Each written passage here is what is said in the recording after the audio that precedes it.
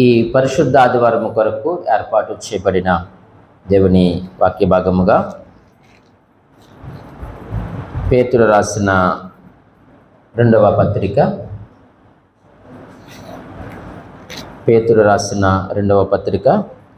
3వ అధ్యాయము 17-18 వచనాలను మనము చదువుకుందామండి.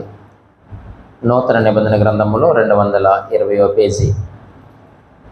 ప్రియులారా, మీరు ఈ సంగతులు ముందుగా తెలుసుకొని ఉన్నారు గనుక మీరు నీతి విరోధుల తప్పు బోధ వలన తొలగింపబడి మీకు కలిగిన స్థిర మనస్సును విడిచి పడిపోకుండా కాచుకొని ఇండుడి. మన ప్రభువును రక్షకుడునైన యేసుక్రీస్తు అనుగ్రహించు కృపయందును జ్ఞానమందును అభివృద్ధి పొందుడి. ఆయనకు ఇప్పుడును యుగాంత దినము వరకును మహిమ కలుగునుగాక. ఆమేన్. ఆమేన్. ప్రభునందు ప్రియమైన దేవుని సంగమా, ఈ చదవబడిన లేఖన భాగములను మనము ఆలోచన చేస్తూ ఈరోజు మన యొక్క వాక్యాంశం ఏమిటంటే దేవుని కృపలో ఎదుగుట, లేక దేవుని యొక్క కృపలో అభివృద్ధి చెందుట. ఈ 2 వచనములు సారాంశం ఏమిటంటే పేతురు గారి చివరి మాటలు.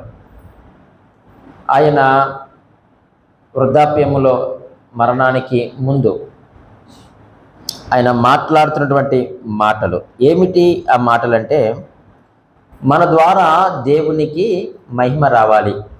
ఇది ఆయన యొక్క చివరి మాటలు. అందుకే ఆయన ఈ మాటలు రాస్తూ ఈ 2 పత్రికలు, మొదటి పత్రిక, 2వ పత్రిక, ఆయన ఎందుకు లేక ఏ ఉద్దేశముతో ఆయన రాశాడో ఈ పత్రికల్లో చాలా వివరణగా ఆయన తెలియచేశాడు.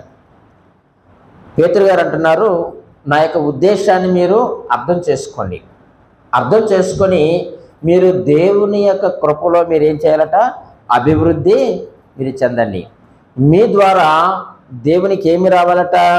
మహిమ రావాలి. మీరు మహిమ తెచ్చే విధముగా మీరు ఈ లోకములో జీవించండి అని పేతురు గారు తన యొక్క చివరి వర్తమానాన్ని లేక ఆ యొక్క మరణ వాంగ్మూలాన్ని ఆయన తెలియజేస్తూ ఉన్నాడు. అది మీరు ఎలా చెప్పగలరు అని అంటే చూడండి, మొదటి పత్రిక 5వ అధ్యాయము 12వ వచనములో ఈ మాటను రాస్తున్నాడు ఆయన. 5వ అధ్యాయము 12వ వచనం, మిమ్మును హెచ్చరించుచు ఇదియే దేవుని సత్యమైన కృప అని సాక్ష్యము చెప్పుచు సంక్షేపముగా రాసి మీకు నమ్మకమైన సహోదరుడని నేను ఎంచిన సిల్వాను చేత దీనిని పంపుచున్నాను అన్నాడు. ఆయన అంటున్నాడు, సత్యమైన కృప గూర్చి సాక్ష్యం ఇవ్వడానికి నేను ఇంతకాలము బ్రతికున్నాను. మీరు కూడా ఆ యొక్క సత్యమైన కృపను గూర్చి ఏమి ఇవ్వాలంటే మీరు సాక్ష్యము ఇవ్వండి. అలాగే సత్యమైన కృపలో మీరు స్థిరముగా నిలిచి ఉండాలని నేను మిమ్మల్ని హెచ్చరిస్తూ రాస్తున్నాను అన్నాడు. ఎలా రాశాడట? హెచ్చరిస్తూ రాస్తున్నాడు. ఎందుకు హెచ్చరిస్తున్నాడు అంటే మీరు కృపలో మీరు స్థిరముగా నిలబడండి. ఆ కృప ఎటువంటిదట? అది సత్యమైనది. మన జాగ్రత్తగా ఆ యొక్క లేఖన భాగాలు మనం ఆలోచన చేస్తూ ఉన్నప్పుడు దేవుని సత్యమైన కృప అన్నాడు. ఆ కృపను గురించి నేను ఏమిస్తున్నాను? సాక్ష్యం ఇస్తున్నాను. నేను సాక్ష్యం ఇచ్చాను, నా సమయం అయిపోయింది కాబట్టి నేను మీకు హెచ్చరిస్తూ ఉన్నాను. నేను మామూలుగా మిమ్మల్ని బ్రతిమాలడం లేదు. ఎందుకంటే పరిస్థితులు బాగోలేదు, దుర్బోధలు ప్రవేశించే. అదే ఆయన తెలియజేస్తూ ఉన్నాడు కదండి. మనం చదివిన 2వ పత్రికలు ఏమన్నాడు ఆయన?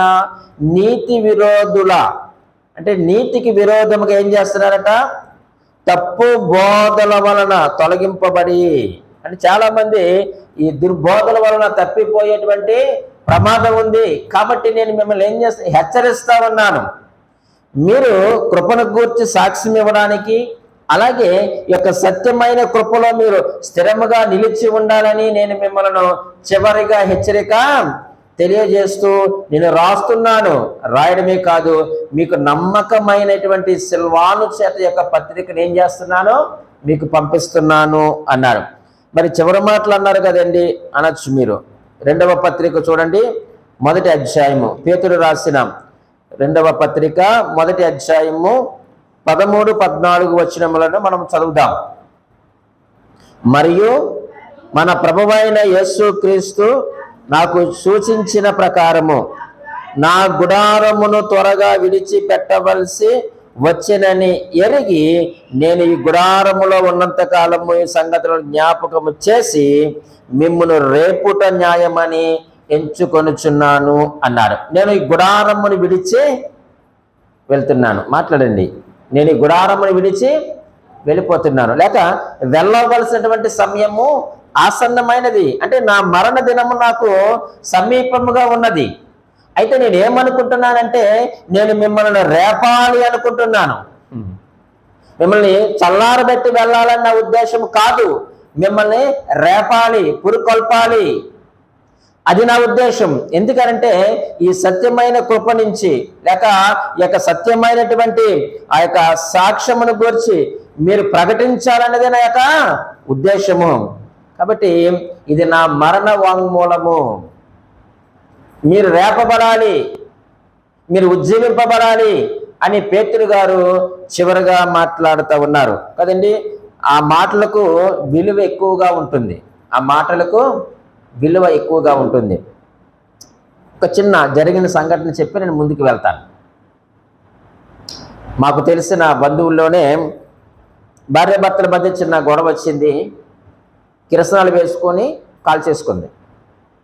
ఇక్కడ విశాఖపట్నంలోనే హాస్పిటల్కి తీసుకువెళ్ళారు. పోలీసులు వచ్చారు. మరి కంప్లైంట్ రాస్తారు కదా, రాసుకున్నారు. ఆ బెడ్ మీద ఉంది, ఇంకా బ్రతకదు. ఇంకా ఆమె వాంగ్మూలాన్ని తీసుకున్నారు. కానీ ఆమె తన భర్త గురించి ఎక్కడ కూడా చెడుగా చెప్పలేదు. నేను కోపంతో నేను ఏం చేశాను, ఈ కిరోసిన్ పోసుకొని నిప్పంటించుకున్నానని వాంగ్మూలం ఇచ్చింది.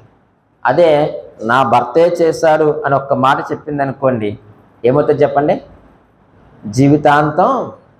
అంటే మరణ వాంగ్మూలానికి అంత విలువ ఉంటుంది. పేతురు గారు కూడా అదే తెలియజేస్తూ ఉన్నాడు. నేను మిమ్మల్ని రేపాలి అన్నదే నా ఉద్దేశం. దుర్బోధనలు మీరు ఎదుర్కోవాలి. నీతికి విరోధముగా తప్పుడు బోధలు ప్రవేశిస్తూ ఉన్నాయి. వాటి విషయమే మీరు జాగ్రత్తగా ఉండండి. సత్యమైన కృపలో మీరు స్థిరులుగా ఉండండి అని వారిని హెచ్చరిస్తూ వారిని పురుకొల్పుతూ ఉన్నాడు. పరిశుద్ధ గ్రంథంలో మనం చూస్తూ ఉన్నప్పుడు ఆదికాండం 49వ అధ్యాయంలో మీరు తీయవసరం లేదు, అక్కడ కూడా యాకోబు తన యొక్క కొడుకులను పిలిచి ఆ చివరి దినాల్లో తన పిల్లలతో మాట్లాడుతున్నాడు. వారిని ఆశీర్వదించినట్లుగా మనం చూస్తూ ఉన్నాం. అలాగే ద్వితీయోపదేశకాండము 32వ అధ్యాయంలో 31, 32, 33 అధ్యాయంలో మనం చూస్తూ ఉన్నప్పుడు యెహోషువ కూడా ఏం చేశారు చెప్పండి? అక్కడ ఇశ్రాయేలుకి మరలా రెండవ మారు దేవుని గురించి వారు కణాలకు ప్రవేశించిన తర్వాత వారు ఎలా జీవించాలో దేవుని యొక్క శాస్త్రములను, ధర్మశాస్త్రములను పాటిస్తూ ఎలా ఉండాలో వారికి ఏం చేశాడు? ఆయన నేర్పిస్తూ ఉన్నాడు. యెహోషువ గ్రంథము 23వ అధ్యాయము 24వ వచనంలో కూడా యెహోషువ మాట్లాడుతూ ఉన్నాడు. అంటే ఈ యొక్క చివరి మాటలకు చాలా విలువ ఎక్కువగా ఉంటుంది. అలాగే మన ప్రభువైన యేసుక్రీస్తు వారు కూడా ఆయన సిలువపై పలికినటువంటి ఆ యొక్క మాటలకు విలువ ఎక్కువగా ఉందా లేదా? ఉందండి, ఉంది కదా. గుడ్ ఫ్రైడే రోజు మనము ఆ యొక్క 7 మాటలు మనం ఏం చేస్తూ ఉంటాము? ధ్యానం చేస్తూ ఉంటాం. కాబట్టి ఈ మాటలు విన్నప్పుడు మనం ఎలా ఉండాలంటే మనం మెత్తగా ఉండకూడదు, చల్లారిపోయి మనము ఉండకూడదు. మనం రేపబడాలి, మనము పురుకొల్ప బడే విధముగా మనం ఉండాలని ఈరోజు పరిశుద్ధాత్మ దేవుడు మనతో మాట్లాడుతూ ఉన్నాడు. ఈ రోజు చూడండి, చాలా మంది విద్యార్థులు ఎగ్జామ్స్ రాస్తారు కదా, ఎగ్జామ్స్ రాస్తారు. 10th క్లాస్ కానీ ఇంటర్మీడియట్ కానీ వీళ్ళందరూ కూడా ఏం చేస్తారంటే ఎగ్జామ్స్ రాస్తాడు. యూనిట్ ఎగ్జామ్ రాస్తాడు. అది పెద్ద విలువైనదా కాదా? యూనిట్ కాదు. తర్వాత 2వ యూనిట్, 3వ యూనిట్లు, యూనిట్లు ఆనట్లు ఈనట్లు రాస్తారు. కానీ ఏ ఎగ్జామ్స్కి విలువ ఎక్కువ? మార్చి నెలలో కదండి. మార్చి 15 నుంచే ఇప్పుడు రాస్తారు. ఆ పరీక్షలకు విలువ ఎక్కువ. నువ్వు ఇంతవరకు రాసిన పరీక్షలన్నీ కూడా మీ టీచర్స్ మీ సార్లు పెట్టిన ఎగ్జామ్సే, కానీ చివరిగా సంవత్సరము అంతంలో నువ్వు రాసేటువంటి పరీక్ష అది చాలా విలువైనది. కాబట్టి దేవుని మాటలు ప్రతిరోజు కూడా విలువైనవిగా ఎంచి ఈ మాటల చేత మనము ప్రేరేపించబడి, ఈ మాటల చేత మనము రేపబడి, ఈ మాటల చేత మనము సంధించబడి ఆ యొక్క సత్యమైన కృపలో మనం ఎలా ఉండాలట? స్థిరులుగా ఉండాలి అన్నదే ఆనాడు పేతురు గారి యొక్క ఉద్దేశము, ఈనాడు పరిశుద్ధాత్మ దేవుని యొక్క ఉద్దేశమై ఉండి ఈరోజు మనతో ఆయన సూటిగా తేటగా మాట్లాడుతూ ఉన్నాడు. అయితే ఈ కృపలో ఎదగడం గురించి మనం ఆలోచన చేస్తూ ఉన్నప్పుడు దేవుని కృప ప్రాముఖ్యత, ఆ కృపకు ఉన్నటువంటి ప్రాముఖ్యత ఏమిటో మొదట మనము నేర్చుకోవలసిన అవసరం ఉంది. కృప యొక్క ప్రాముఖ్యత ఏంటి? నెంబర్ 1 చూడండి, కృప యొక్క ప్రాముఖ్యత. ఎఫెసీయులకు రాసిన పత్రిక 2వ అధ్యాయము 8వ వచనాన్ని మనం చదువుకుందాం. ఇవన్నీ కూడా మనకు తెలిసినటువంటి లేఖన భాగములే. 2:8 మీరు విశ్వాసము ద్వారా కృపచేతనే రక్షింపబడి ఉన్నారు, ఇది మీ వలన కలిగినది కాదు, దేవుని వరమే. కృప యొక్క ప్రాముఖ్యత ఏమిటయ్యానంటే మనకు రక్షణ అనే వరమును తెచ్చింది. కృప ఏం చేసిందట? రక్షణ అనేటువంటి వరమును తెచ్చింది. ఈరోజు నీవు నేను రక్షించబడడానికి కారణం ఎవరు? దేవుని యొక్క కృప. చాలా స్పష్టంగా లేఖన భాగాలు తెలియజేస్తావు. మీరు విశ్వాసము ద్వారా కృప చేతనే మీరు రక్షించబడ్డారు, కానీ ఇది మీ వలన కలిగినదే కాదు. అంటే కృపకున్న ప్రాముఖ్యత ఏమిటయ్యానంటే మనకు రక్షణను తీసుకొని వచ్చింది. అసలు రక్షణ అంటే ఏంటండి? రక్షణ అంటే ఏంటి? కృప తీసుకొచ్చిన రక్షణ ఏంటి? చూడండి, రోమీయులకు రాసిన పత్రిక 5వ అధ్యాయము 1వ వచనములో రాయబడినటువంటి మాట, కాబట్టి విశ్వాసము మూలమున మనము నీతిమంతులముగా తీర్చబడి మన ప్రభువైన యేసుక్రీస్తు ద్వారా దేవునితో సమాధానము కలిగి ఉందుము. రక్షణ అంటే మొట్టమొదటి అర్థం ఏమిటయ్యారంటే దేవునితో సమాధానము, పీస్ విత్ గాడ్. రక్షణ అంటే ఏంటి చెప్పండి? ఇప్పుడు నేను రక్షించబడ్డానండి అని మాటలతో మనం చెప్పుకుంటే సరిపోదు. దేవుని కృప వల్ల రక్షించబడ్డాం, ఇది 100% నిజము. కానీ రక్షణ అంటే ఏమిటో నీకు నాకు ఈరోజు అర్థం కావాలి. రక్షణ అంటే దేవునితో సమాధాన పడడం.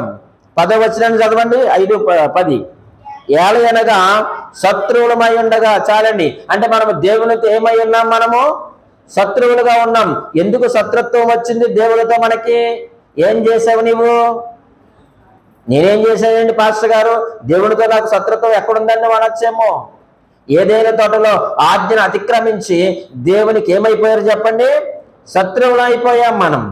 ఆనాటి నుంచి దేవునికి మనకు శత్రుత్వమే ఉన్నది. ఆయన యొక్క పరిశుద్ధతలోనికి మనకి వెళ్ళడానికి అవకాశం లేదు. ఆయనతో మనము సమాధానపరచబడలేదు. దేవుని యొక్క ఉగ్రత ఆనాటి నుంచి మన పైన ఉంది. అయితే మనము చదివిన 5:10లో ఆ మంచి మాటను చూస్తూ ఉన్నప్పుడు, ఏలయనగా శత్రువులమై ఉండగా ఆయన కుమారుని మరణము ద్వారా మనము దేవునితో సమాధానపరచబడిన వారము. మనము దేవునితో సమాధానపరచబడ్డాం. ఇప్పుడు దేవునికి మనకు శత్రుత్వం లేదు. ఆ యొక్క శత్రుత్వమును ఎవరు తీసివేశారయ్యా అంటే ఆయన కుమారుడు ద్వారా. ఆయన కుమారుడు భూమి మీదకి రావడానికి కారణం ఎవరయ్యానంటే దేవుని యొక్క కృప. అంతే, కేవలం ఆయన కృప వలన తన కుమారుని యేసుక్రీస్తు వారు ఈ లోకములోనికి వచ్చి ఆయన మనందరి కొరకు తన ప్రాణమును పెట్టి ఆ యొక్క శత్రుత్వమును సిలువ పైన కొట్టివేసి దేవునితో మనల్ని ఏం చేశారు చెప్పండి? సమాధానపరిచినారు. ఇది రక్షణ అంటే. ఈరోజు మనం రక్షించబడ్డాం అంటే దేవునితో సమాధాన పడ్డాం. ఇప్పుడు దేవుడు మనం ఎవరు చెప్పండి? స్నేహితులము. ఇప్పుడు శత్రువులము కాదు అని తెలియజేస్తుంది. రెండవదిగా రక్షణ అంటే అర్థం ఏమిటి? 5వ అధ్యాయము 2వ వచనాన్ని చదవండి. మరియు ఆయన ద్వారా మనము విశ్వాసము వలన ఈ కృపయందు ప్రవేశగలవారమై అంటున్నాడు. అంటే రెండవదిగా రక్షణ అంటే కృప ప్రవేశము చేయడము. ఎవరిలో ప్రవేశం చేయడము? మనలో. Grace of God. వారి జీవితాల్లో ఏది జరిగినా దేవుని కృప అనాలి. ఏమా నీకు మంచి మార్కులు వచ్చాయండి కదా అంటే నువ్వేమంటావు? దేవుని కృప అండి అంటావు. అంటే మనం ఎప్పుడైతే దేవునితో మనం సమాధాన పడ్డామో దేవుని కృప మనలో ఉంటుంది. అప్పుడు ఏది జరిగినా ఇల్లు కట్టుకున్నారంట కదండి, చెప్పండి. మంచి వ్యాపారం చేస్తున్నారంట కదండి, దేవుని కృప. అంటే మనము రక్షించబడ్డాము అంటే ప్రియమైన వాళ్ళరా, దేవుని యొక్క కృప మనలోనికి ప్రవేశించింది. అంటే ఏది జరిగినా ఏది చేసినా అది దేని వలన జరుగుతుంది చెప్పండి? ఇప్పుడు దేవుని కృప వలన. ఎప్పుడైతే నువ్వు సమాధాన పరచబడ్డావో ఆ కృప మనలోనికి రాగా నువ్వు ఏది చేసినా ఏది జరిగినా అది దేవుని కృపే అనాలి. కానీ నేను చేశానని అన్నావు అనుకోండి, మనం అక్కడే పడిపోతాం. చాలండి. మూడవదిగా మనం ఆలోచన చేద్దాం. రక్షణ అంటే ఏమిటి? మరలా 5వ వచనాన్ని 5వ అధ్యాయము 2వ వచనములో రాయబడి ఉన్నటువంటి చివరి మాట చూడండి. మనం ఇందాక మన 2వ వచనం, మరియు ఆయన ద్వారా మనము విశ్వాసము వలన ఈ కృప యందు ప్రవేశము గలవారమై అందులో నిలిచి ఉండి, చూడండి, దేవుని మహిమను గూర్చిన నిరీక్షణను బట్టి అతిశయపడుచున్నాము అన్నారు. అంటే ఎప్పుడైతే మనం రక్షించబడ్డామో దేవునితో మనము సమాధానపరచబడ్డాం. ఎప్పుడైతే మనం రక్షించబడ్డామో దేవుని యొక్క కృప ఏం చేసింది? ప్రవేశం చేసింది. ఎప్పుడైతే మనం రక్షించబడ్డామో మనము దేవునిని గూర్చి నిరీక్షణ కలిగి ఉండడం. అది రక్షించబడ్డం అంటే ఏంటి చెప్పండి? Hope in God. దేవుని కృపను గూర్చి నిరీక్షణ కలిగి ఉండడం. అదే మాటను అక్కడ పౌలు గారు తెలియజేస్తూ ఉన్నారు. అందులో నిలిచి ఉండి దేవుని మహిమను గూర్చిన నిరీక్షణను బట్టి, అంటే దేవుని యొక్క కృప, ఆయన యొక్క మహిమను గూర్చి మనం ఎలా ఉండాలట? నిరీక్షణ కలిగి ఉండాలి. నేను ఏదో ఒక దినమున ఆ దేవుని కృప వలన దేవుని యొక్క మహిమలోనికి నేను ప్రవేశిస్తాను అనేటువంటి నిరీక్షణతో బ్రతకడమే రక్షణ అంటే. అంతే. 3 అర్థాలు రక్షణ అంటే. నెంబర్ 1, దేవునితో సమాధాన పడడం, కృప ప్రవేశం చేయడము, దేవుని కృపను గూర్చి నిరీక్షణ కలిగి ఉండడము. ఈ 3 రక్షణ. ఈ 3 అనుభవాలు మనకున్నాయా? ఉంటే దేవునికి స్తోత్రం. కృప యొక్క ప్రాముఖ్యత ఏమిటయ్యా అంటే మనకు రక్షణ అనేటువంటి వరమును తెచ్చింది. రెండవదిగా మనం ఆలోచన చేస్తే కృప యొక్క ప్రాముఖ్యత ఏమిటి అని అంటే చూడండి, తిమోతికి రాసిన పత్రిక 2వ పత్రిక, తిమోతికి రాసిన 2వ పత్రిక 2వ అధ్యాయము 1వ వచనములో ఇలాగూ రాయబడి ఉంది. 2వ అధ్యాయం 1వ వచనం, నా కుమారుడా, క్రీస్తు యేసునందున్న కృప చేత బలవంతుడవు కమ్ము. ఈ కృప ఏమి చేసిందంటే రెండవదిగా మనుషులను బలవంతులుగా చేసింది. ఏ బలం అండి? శారీరక బలం కాదు, నువ్వు గొడవాడడానికి బలం కాదు, నువ్వు దెబ్బలాటికి వెళ్ళడానికి బలం కాదు, రౌడీజం చేయడానికి బలము కాదు. ఇది ఆత్మీయ బలం. మనుషులకు బలము అనేటువంటి ఆ యొక్క వరమును తెచ్చింది దేవుని యొక్క కృప.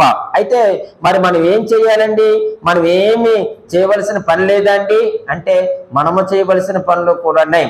ఆ కృప మనకు బలమునిచ్చింది. ఇది నీ ప్రమేయం కాదు. అయితే నీవు కృప ద్వారా బలము పొందుకున్నావు కాబట్టి మనం ఏం చేయాలట? మనం ఎలా బలం పొందాలట?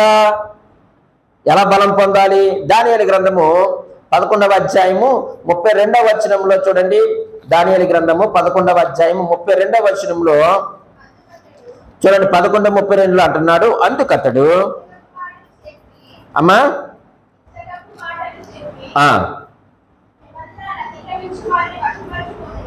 దానియేలు గ్రంథము 11వ అధ్యాయము 32వ వచనం చదవండి. అందుకతడు చూడండి, కింద రాయబడి ఉంది, అయితే తమ దేవుని నెరుగువారు బలము కలిగి గొప్ప కార్యములు చేసెదరు అన్నాడు. దేవుడు మనకిచ్చిన బలాన్ని మనం ఎలా పొందుకోవాలంటే దేవుని ఎరుగుతూ మనం బలం పొందుకోవాలి. మరి మనం దేవుణ్ణి ఎరగలేదండి అంటే మనం దేవుణ్ణి ఎరగాం. కానీ ఇక దేవుని వాక్యం ఏమి సెలవిస్తా ఉన్నాయా అంటే నీవు గొప్ప కార్యాలను చేయాలి అనంటే, ఘనమైన కార్యములను చేయాలి అనంటే మనము దేవుణ్ణి ఎరగాలి. దేవుణ్ణి ఎరుగుతూ మనము బలము పొందుకోవాలి. దేవుణ్ణి ఎరగడానికి కామాలు పుల్ స్టాప్లు ఉండవండి. అమ్మయ్య ఈరోజు నేను దేవుణ్ణి తెలుసుకున్నానండి అని పుల్ స్టాప్ పెట్టడానికి వీలు లేదు. కామా పెట్టడానికి వీలు లేదు. మనము దేవుణ్ణి ఎరగడం అనేటువంటిది ప్రియమైన వాళ్ళరా, ఇది అనుదినము జరగవలసినటువంటి ప్రక్రియ.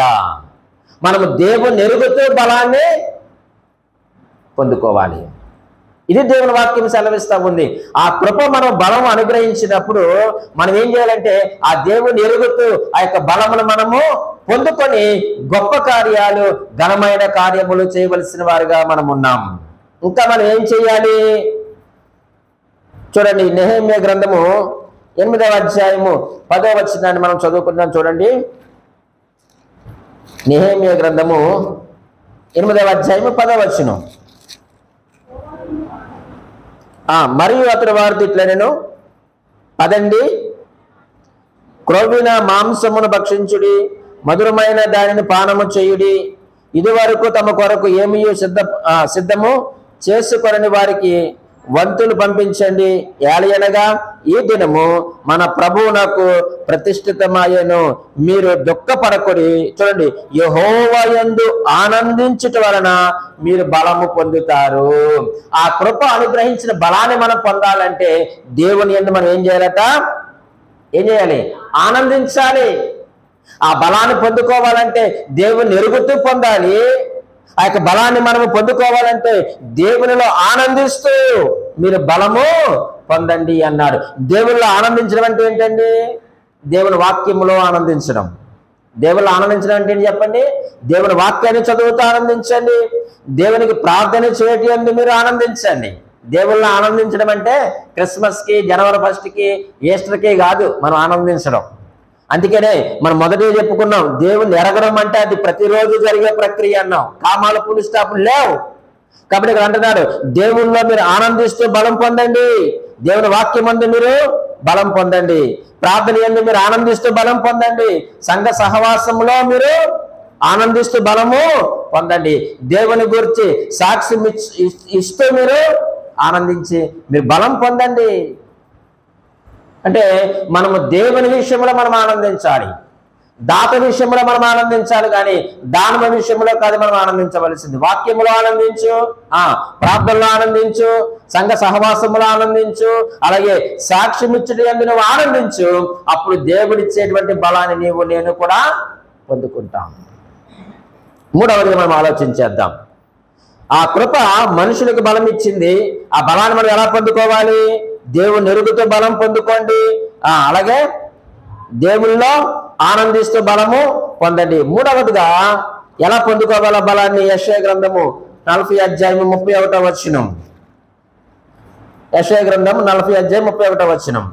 యెహోవా కొరకు ఎదురు చూచువారు నూతన బలము పొందుదురు అన్నాడు. ఈ బలాన్ని మనం ఎలా పొందుకోవాలంటే దేవుని కొరకు ఎదురు చూడాలి. దేవుని కొరకు ఎదురు చూడాలి. నువ్వెప్పుడైతే ప్రభు యేసుక్రీస్తునందు నీవు విశ్వాసం ఉంచి ఆయన రక్తంలో కడగబడి ఆయన రక్షకుడిగా నువ్వు అంగీకరించినావో ఆనాటి నుంచి మనం ఏం చేయాలంటే దేవుని రాకడ కొరకు మనం ఎదురు చూడాలి. అంతేగాని ఈ భూమి మీద మనం ఎలా బతికేద్దామని మనం ఎదురు చూడకూడదు. ఏమి సంపాదిస్తామని మనము ఎదురు చూడకూడదు. నా ప్రభువు ఎప్పుడు వస్తాడా, నేను ఎప్పుడు పరలోకానికి వెళతానా, నేను ఎప్పుడు రూపాంతరము చెందుతానని ఆయన కొరకు మనం ఎదురు చూస్తూ ఉన్నప్పుడు మనము నూతనమైన బలాన్ని పొందుకుంటామని దేవుని వాక్యం ద్వారా మాట్లాడుతూ ఉన్నారు. ఈరోజు మనం ఏ బలం పొందుకుంటున్నాం? జిమ్కి వెళ్తున్నాం. ఎందుకు చెప్పండి? తిన్నా తరగడానిక? శారీరక బలం కొరకు. నిజమే, శారీరక బలం కొరకు మనం జిమ్కి వెళ్తున్నాం. కొంతమంది అయితే తిన్నటువంటి ఆహారం అరగడానికి దేనికి వెళ్తున్నారు? జిమ్కి వెళ్తున్నారు. వెళ్తున్నావా లేదా? ఆ బలం కాదు, శారీరక బలం కాదు. విచిత్రమేది అనుకుంటున్నారు. ఎంత జిమ్కి వెళ్ళి ఏం చేస్తున్నారట? సైకిల్ దొక్కుతున్నారంట. ఎవరో పెట్టారు. పూర్వకాలం ఏం చేసేవారట? సైకిల్ దొక్కువారంట, మంచి ఆరోగ్యంగా ఉండేవారంట. తర్వాత కొనుక్కున్నారంట? కార్లు. తర్వాత విమానాలంట. ఇప్పుడు తిరిగి మరలా ఎక్కడికి వెళ్తున్నారు వీళ్ళందరూ? ఆ సైకిల్ దొక్కడానికి వెళ్తున్నారంట. అంటే నీవు నేను కూడా దేవుని కొరకు ఎదురు చూస్తే మనం బలాన్ని పొందుకుంటాం. దేవుని కొరకు ఎదురు చూస్తే మనము బలాన్ని పొందుకుంటాం. కానీ ఈరోజు మనం శారీరక బలం పొందేటువంటి ప్రయత్నాలు మనం చేస్తూ ఉన్నాం. అది శాశ్వతమైనది కాదు. దేవుని యొక్క కృప అనుగ్రహించినటువంటి ఆ యొక్క బలాన్ని మనం ఏం చేయాలట? పొందుకోవాలంటే దేవుని కొరకు మనము ఎదురు చూడాలి. మరి ఎదురు చూస్తున్నామా? ఎప్పుడు మనము దేవునితో పైకి వెళ్ళిపోతామని ఎదురు చూడాలా? ఇంకో 10 సంవత్సరాలు బ్రతికితే బాను, ఇంకో 70 సంవత్సరాలు బ్రతికితే బాను, నా పిల్లకి పెళ్ళి అవ్వలేదు, మనవరాలు ఇంకా పెద్దదవ్వలేదు, అయ్యో ఆస్తిపాస్తులు మనము అవి మనం చూడడానికి వీలు లేదు క్రైస్తవులుగా. ఇక చూడడానికి వీలు లేదు. నువ్వు ఎప్పుడైతే నువ్వు రక్షించబడ్డావో ఆనాటి నుంచి ఆయన కొరకు నువ్వు ఎదురు చూస్తూ ఈ భూమి మీద నీ భక్తిని చేయవలసిన వారిగా మనం ఉన్నాం. చాలా ఇప్పటికి ఎన్ని విషయాలు చెప్పుకున్నాం? 2 విషయాలు చెప్పుకున్నాం. మొదటిది ఏంటి చెప్పండి? కృప యొక్క ప్రాముఖ్యత ఏంటి? మనకు రక్షణ అనేటువంటి వరాన్ని తీసుకుని వచ్చింది. రెండవదిగా మనుషులకు బలమును తీసుకుని వచ్చింది. మూడవదిగా మనం ఆలోచన చేస్తే కృప యొక్క ప్రాముఖ్యత ఏమిటంటే కొరింథీయులకు రాసిన పత్రిక 2వ అధ్యాయము, కొరింథీయులకు రాసిన పత్రిక 12వ అధ్యాయము, కొరింథీయులకు రాసిన 2వ పత్రిక 12వ అధ్యాయము చదువుదామండి. 9వ వచనం. అందుకు నా కృప నీకు చాలును, బలహీనత యందు నా శక్తి పరిపూర్ణమగుచున్నదని ఆయన నాతో చెప్పెను. మూడవదిగా కృప యొక్క ప్రాముఖ్యత ఏమిటంటే శ్రమలలో సహనము నేర్పించేది. దేవుని కృప ప్రాముఖ్యత ఏంటి చెప్పండి? శ్రమలలో చెప్పండి సహనము నేర్పించేదట. సహనము లేనివాడు శ్రమలకు తల్లడిల్లిపోయి తొందరపడతాడట. ఈ సందర్భం మనకు తెలుసు కదండి. 7వ వచనంలో మనం చదివితే ఏమన్నాడండి ఆయన పౌలు గారు? నాకు కలిగిన ప్రత్యక్షతలో బహు విశేషముగా ఉన్నందున నేను అత్యధికముగా హెచ్చిపోకుండా నిమిత్తము నాకు శరీరంలో ఒక ముళ్ళు నేను అత్యధికముగా హెచ్చిపోకుండా నిమిత్తము నన్ను నలగకొట్టుటకు సాతాను యొక్క దూతగా ఉంచబడెను. అది నా యొద్ద నుండి తొలగిపోవాలని దాని విషయమై ముమ్మారు ప్రభువుని నేను ఏం చేశాను? వేడుకున్నాను. నా శరీరంలో ఒక ముళ్ళు ఉంది, ఆ ముళ్ళు తీసివేయమని నేను ఏం చేశాను? అనేక మార్లు ప్రభు దగ్గర నేను వేడుకున్నాను. వేడుకుంటే ఆయన ఏమన్నాడండి? చాలా సింపుల్గా సమాధానం చెప్పాడండి. వేడుకుంటే ఏమన్నాడు చెప్పండి? నా కృప నీకు. అంటే ఈ కృప ఏమని నేర్పిస్తుందంటే మనకు శ్రమలలో సహనాన్ని నేర్పిస్తుంది. ఈరోజు శ్రమలు వచ్చినప్పుడు మనం ఏమైపోతున్నామంటే తల్లడిల్లిపోతూ ఉన్నాం, పారిపోతూ ఉన్నాం, గగ్గోలు పెట్టేస్తూ ఉన్నాం. అయ్యో నాకేదో అయిపోతుంది, నేను ఆ దేవుని నమ్మేనే, ఆయన విశ్వాసం ఉంచానే, ఎందుకు నాకు ఇలా జరుగుతుందని తల్లడిల్లిపోయి గగ్గోలు పెట్టేస్తూ ఉన్నాం. అయితే నువ్వు దేవుని దగ్గరికి వెళ్తే ఆయన ఏమంటాడో తెలుసా? నా కృప నీకు చాలు, నీకు ఏది చెయ్యాలో ఎలా చెయ్యాలో నాకు తెలుసు, నా కృప నీకు అనుగ్రహించాను. మనం పరిశుద్ధ గ్రంథంలో మనం చూస్తూ ఉన్నప్పుడు రూతు గ్రంథం మనందరికీ కూడా తెలుసు కదండి. బెత్లెహేములో ఏమొచ్చిందండి? కరువు వచ్చింది. ఆ కరువు వచ్చినప్పుడు ఎవరు ఎక్కడికి పారిపోయారు? నయోమి తన కుటుంబాన్ని తీసుకుని ఎక్కడికి వెళ్ళిపోయింది? ఎక్కడికి వెళ్ళిపోయిందండి? మోయాబు దేశానికి వెళ్ళిపోయింది. జాగ్రత్తగా వినండి.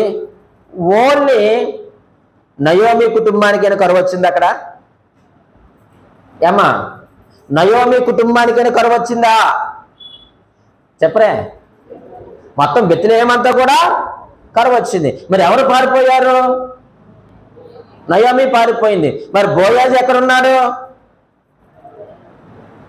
బోయాజు బెత్లెహేంలో లేడా?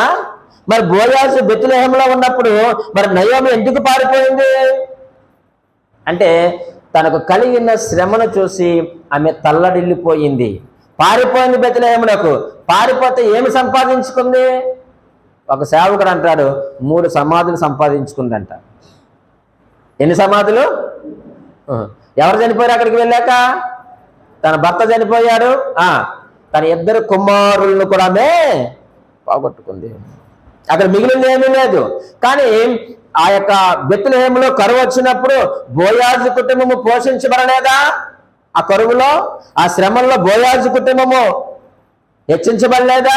ఆ యొక్క బోయాజు కుటుంబమును దేవుడు జ్ఞాపకం చేసుకోలేదా? వారిని పోషించలేదా దేవుడు? మరి వారిని పోషించిన దేవుడు మరి నయోమి కుటుంబాన్ని పోషించడా? దేవుడు పోషిస్తాడే. మరి నువ్వెందుకు అనాలోచనగా నువ్వు పారిపోయావు నువ్వు మోయాబుకి అంటే శ్రమల్లో నీకు నిలవబడడం నీకు తెలియలేదు. దేవుని యొక్క కృప ఉంది, ఆ కృప నాకు బలం ఇస్తుంది, లేక ఆ కృప నాకు సహనాన్ని నేర్పిస్తుంది శ్రమల్లోని నువ్వు విశ్వాసం ఉంచలేక అల్ప విశ్వాసమే నువ్వేమైపోయావు? వేరొక చోటకు నువ్వు పారిపోయావేమో, మనుషులు ఆశ్రయించావు. మోయాబు అంటే ఏంటి చెప్పండి? కాళ్ళు కడుక్కునే పళ్ళు, అంతే కదా. బెత్లెహేం అంటే సమృద్ధి, రొట్టెల ఇల్లు, అన్నవరం అని అర్థం. మరి ఇటువంటి సమృద్ధిలోంచి నువ్వు ఎలా పారిపోతావు? ఈ రొట్టెల ఇంట్లోంచి నువ్వు ఎక్కడికి పారిపోయావు? కాళ్ళు కడుక్కునే పల్లెల దగ్గరికి నువ్వు వెళ్తావా? ఉపయోగం ఏముంది చెప్పండి? ఏమీ లేదు. 3 సమాధులను మిగిలించుకొని దుఃఖంతో విధవరాలమైన వెనక్కి వచ్చావే అంటే శ్రమలలో నీకు సహనము లేదు. రానివ్వండి శ్రమలు. ఒక నిజంగా నువ్వు రక్షించబడితే ఇందాక మనం చెప్పుకున్నట్లుగా ఆయన కొరకు ఎదురు చూద్దాం, నూతనమైన బలాన్ని పొందుకోవడానికి ఎదురు చూద్దాం, ఆయనకి ఎత్తబడడానికి మనం సిద్ధపడదాం. శ్రమలు, ఇబ్బందులు ఇవన్నీ కూడా మన శరీరానికి కానీ నీ ఆత్మకు కాదు కదా. నీ ఆత్మను ఇందాక మనం చెప్పుకున్నాం కదండి ఆరాధన వాక్యంలో, నీ ఆత్మను ఏం చేస్తాడంటే ఆయన పరిశోధించేటువంటి దేవుడు కదా, పరిశీలన చేసే దేవుడు కదా, నీ ఆత్మను భద్రపరిచే దేవుడు కదా. ఈ శరీరం ఎప్పటికైనా ఎక్కడికి వెళ్ళాలి చెప్పండి? మట్టిలోకి పోవలసిందే. నీ ఆత్మ విషయమై నువ్వు బాధపడు, కానీ ఈ శ్రమలు చూసి నువ్వు కృంగిపోవద్దు, నువ్వు పారిపోవద్దు. ప్రియమైన వాళ్ళారా, కొరింథీయులకు రాసిన పత్రిక చూడండి, అందులో మరొక మాట మనం చూద్దాం. ఆ 12వ అధ్యాయం 8వ వచనంలోనే మనం చదివిన 12వ అధ్యాయము 8వ వచనంలో శ్రమలు పోవాలని ముమ్మారు ఏం చేశాడట? నేను వేడుకున్నాను ప్రభువుని, ప్రార్థన చేశాను, నాకు శ్రమ ఉంది, నాకు ముళ్ళు ఉంది, తెలియని ఏదో ఒక ఇబ్బంది నాలో ఉంది, అది పోవాలని ఏం చేశానంటే నేను ముమ్మారు ప్రార్థన చేశానని వేడుకున్నాను. అయితే ఆయన చాలా సింపుల్గా ఒకే ఒక మాట చెప్పాడు, నా కృప నీకు అంతే. ఇంక నువ్వు రెండోది ఏమో ఆలోచించొద్దు. ముళ్ళు ఉన్నాయి, బలి ఉంది, ఏదైనా ఉంది, దాని గురించి నువ్వు ఆలోచించొద్దు, నా కృప నీకు చెప్పండి చాలు అన్నాడు. అంటే దేవుని కృప శ్రమల్లో మనకి ఏమి నేర్పిస్తుందట? సహనమును నేర్పిస్తుంది. అందుకే పేతురు గారు అంటున్నారు, ఇది సత్యమైన కృప, ఈ కృపలో మీరు ఎలాగుండాలి? స్థిరులుగా మీరు ఉండండి, స్థిరముగా మీరు ఉండండి, తొట్టిల్లు పోవద్దు. ఈ కృప గురించి మీకు తెలియదు, ఈ కృపకున్న ప్రాముఖ్యత మీకు తెలియదు. అది మీరు అనుభవించాలంటే ఆ కృపలో మీరు స్థిరులుగా ఉండండి అన్నాడు. అంతవరకు చాలు. 3 విషయాలు మనం నేర్చుకున్నాం. 4వ విషయాన్ని మనం ధ్యానం చేద్దాం. ప్రియమైన వాళ్ళరా, కృప యొక్క ప్రాముఖ్యత ఏమిటయ్యా అంటే చూడండి, దశలోనికి రాసిన పత్రిక 2వ పత్రిక 2వ అధ్యాయము 16-17 వచనాలు మనం చదువుకుందాం. మన ప్రభువైన యేసు క్రీస్తును మనల్ని ప్రేమించి కృపచేత నిత్యమైన ఆదరణయు శుభ నిరీక్షణయు అనుగ్రహించిన మన తండ్రి అయిన దేవుడును మీ హృదయములను ఆదరించి ప్రతి సత్కార్యమందును ప్రతి సద్వాక్యత మందును మిమ్మును స్థిరపరచునుగాక అన్నాడు.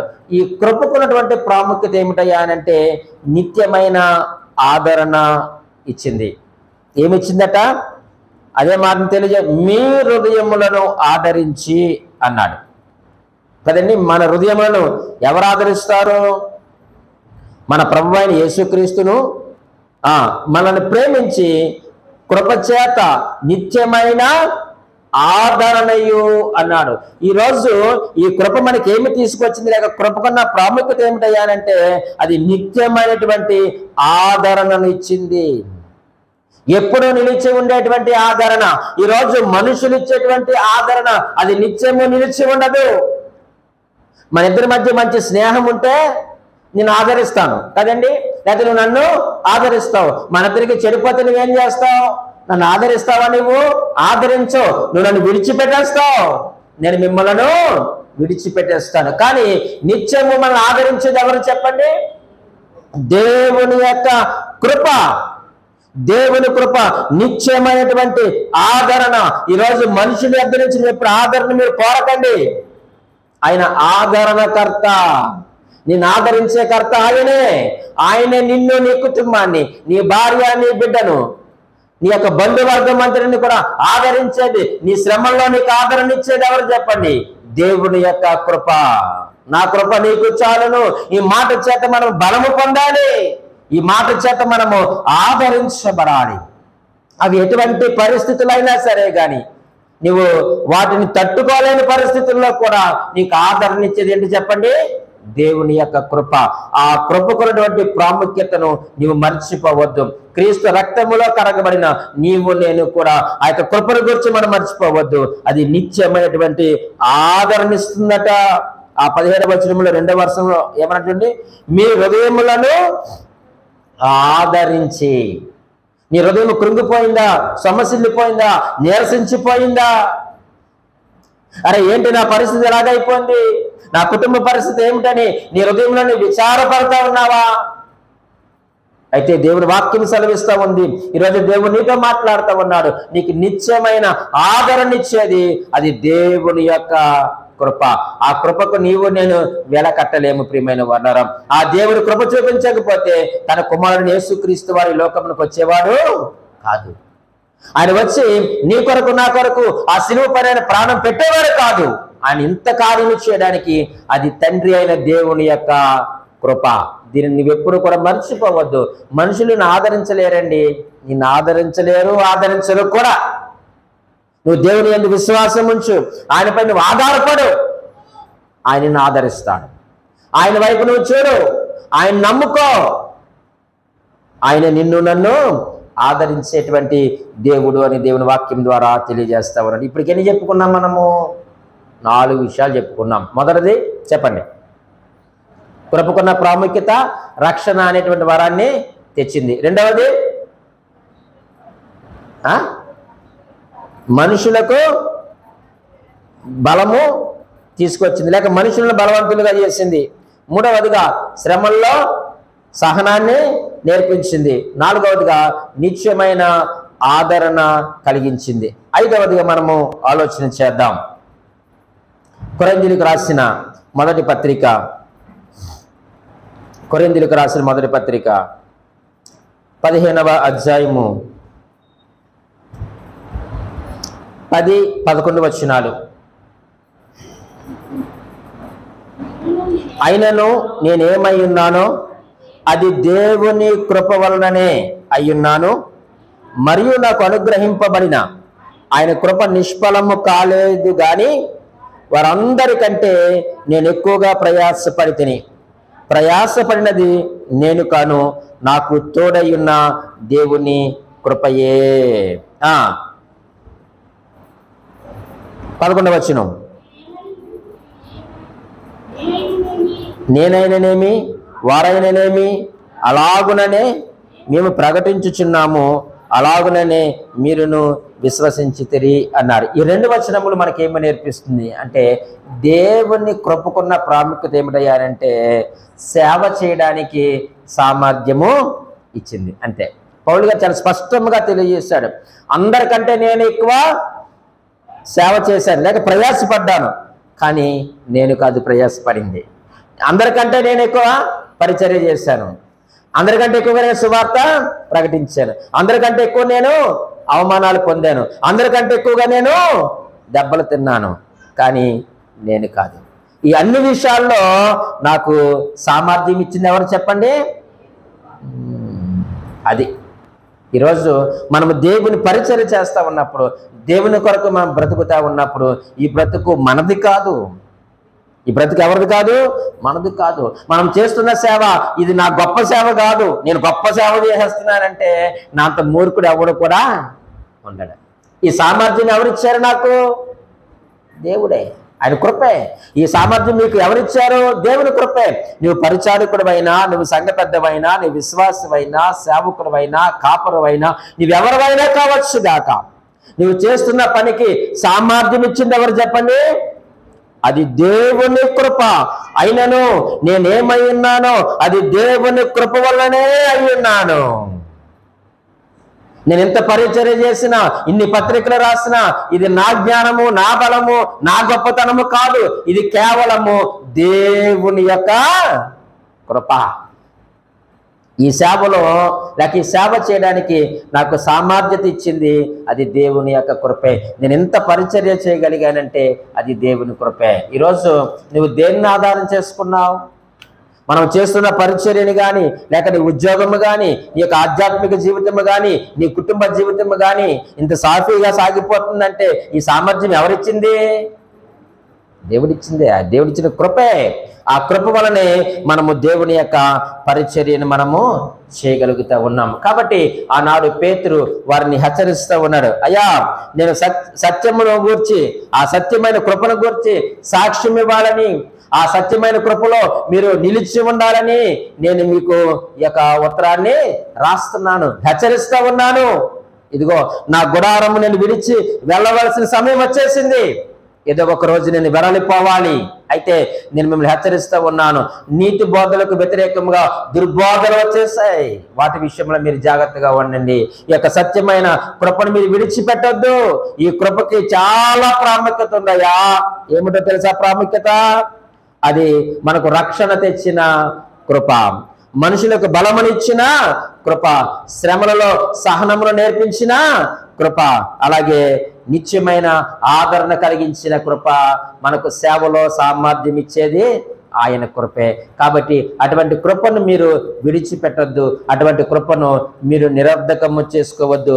మీరు రేపబడాలని, మీరు ప్రేరేపించబడాలని నేను ఈ మాటలు తెలియజేస్తున్నాను అన్నాడు. ఈరోజు పరిశుద్ధాత్మ దేవుడు మనతో మాట్లాడుతూ మనము కూడా ప్రేరేపించబడాలని, ఒకవేళ మనం నిర్జీవ స్థితిలో ఉన్నామేమో, ప్రేరేపించబడాలని పరిశుద్ధాత్మ దేవుడు మనల్ని ప్రేరేపిస్తూ ఉన్నాడు. ఆ దిశగా మనం అడుగులు వేద్దాం. దేవుడి మాటలు దీవించి ఆశీర్వదించును గాక.